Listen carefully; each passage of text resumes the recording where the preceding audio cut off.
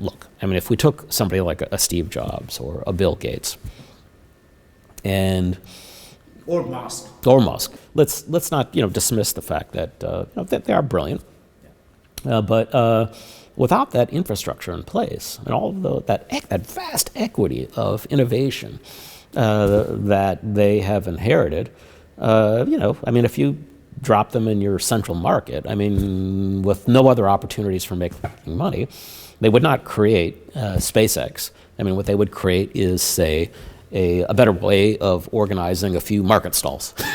That would be the limit of their ability to make money or their innovation. So you're absolutely right.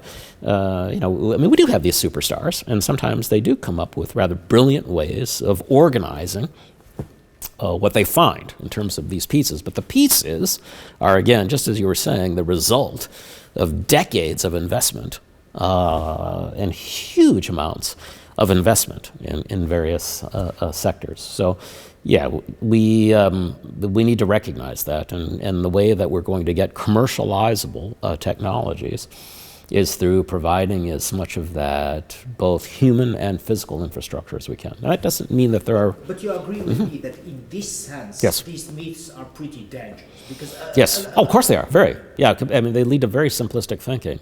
Especially, I'm going to just go back to, Bill Gates again, because in the United States, it used to be that when we talked about infrastructure spending, because the United States has gone through now this period of the past 20 years where our politics has changed dramatically, and we've reduced our investment, and, it's very unhealthy.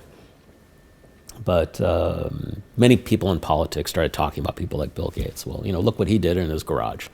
Well, okay, all right, so he was in his garage. But yeah, again, I mean, it's not as if he created, the microprocessing chip for computers in his garage. I mean, this was a result of billions of dollars of spending for our space program in the 1960s, and the need to get what used to be something that filled the size of an entire room, a computer, with all sorts of vacuum tubes and air conditioners to keep it cool and everything else. We need to get it into space, so we redesigned the entire architecture. So in other words, there is this, you're right, this kind of myth, but it's also just very simplistic thinking about what innovation is.